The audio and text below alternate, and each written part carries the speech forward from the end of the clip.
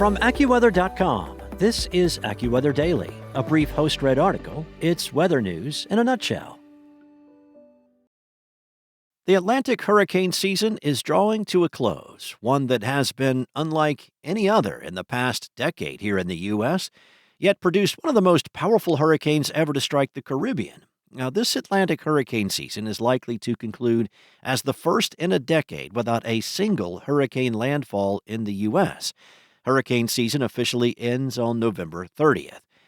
AccuWeather's John Porter said that the U.S. benefited from a combination of unique atmospheric conditions, the timing of cold fronts pushing across the East Coast, and a lot of luck to make it through the peak of the season without a single hurricane landfall. He added that this reprieve is welcome after recent catastrophic hurricane strikes like Helene and Milton last year. The U.S. has endured 17 hurricane landfalls in the past 5 years. Many families and businesses are still struggling to recover from those. Tropical Storm Chantal was the only named storm to make landfall in the U.S., moving ashore near Litchfield Beach, South Carolina back on July 6th, with maximum sustained winds of 60 miles per hour. Now, 6 deaths were blamed on Chantal, which caused major flooding in parts of the Carolinas. However, beach communities along the East Coast still faced the wrath of powerful hurricanes that tracked close to land. Massive waves generated by storms, such as Hurricane Erin, caused extensive beach erosion from Florida to the mid-Atlantic.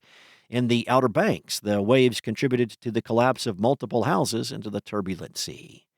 AccuWeather experts estimate the total damage and economic loss from tropical storms and hurricanes in the Atlantic Basin this year is between $55 billion to $61 billion, which is roughly about an eighth of last year's catastrophic total. For comparison, 6 storms during last year's Atlantic hurricane season caused a combined total damage and economic loss estimated to be between $457 billion and $506 billion in the U.S. Now, if no additional storms develop before the end of the year, this year will end with 13 tropical storms and 5 hurricanes, close to the historical average for the Atlantic Basin of 14 storms and 7 hurricanes. AccuWeather's lead hurricane expert, Alex De Silva, said, "This hurricane season will be remembered for brief bursts of extreme intensity between long, quiet stretches with no tropical activity. The climatological peak of the season was remarkably quiet for the second year in a row." Now, of the 5 hurricanes, 3 did intensify into Category 5 storms. There was Erin, Umberto, and Melissa, one shy of the record of 4 set back during the 2005 hurricane season. Hurricane Imelda was on a path to make landfall along the Atlantic coast of the southeastern portion of the U.S., but it was pulled away from the coast by a rare meteorological phenomenon known as the Fujiwara effect. Hurricane Umberto spun just a few hundred miles to the east of Imelda and was the stronger of the two. The influence of the stronger hurricane tugged on Imelda, eventually steering it away from land and likely averting a flooding disaster in the southeastern U.S. There are only a handful of other documented cases of the Fujiwara effect in the Atlantic Basin in recent years, including the interaction between Hurricanes Matthew and Nicole in 2016. Hurricane Melissa, the final hurricane of the season in late October, was the deadliest and most destructive of the year. Melissa became one of the few hurricanes on record to make landfall as a Category 5 storm when it barreled into Jamaica, unleashing catastrophic winds, storm surge, and flooding.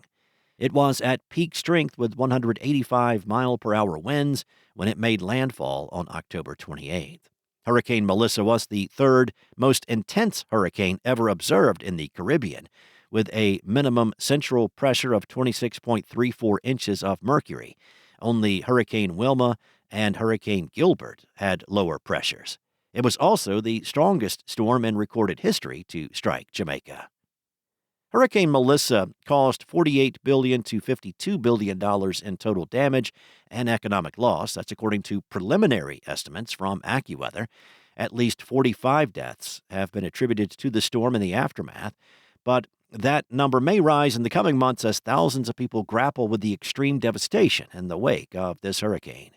AccuWeather hurricane experts say people and businesses should not become complacent after the first season without a U.S. hurricane landfall in 10 years. Porter said the insurance industry is strained. Aging infrastructure is being pushed to its limits. Many businesses are already experiencing more disruptions from the weather. Our nation needs to prepare for a future with stronger storms, more intense rainfall rates, and more destructive extreme weather. That's all for now. You can find regional forecasts and science-based articles at AccuWeather.com. And for your local forecast at your fingertips, download the AccuWeather app. Enjoy the rest of your day. Be safe. I'll be back on Monday with more from AccuWeather.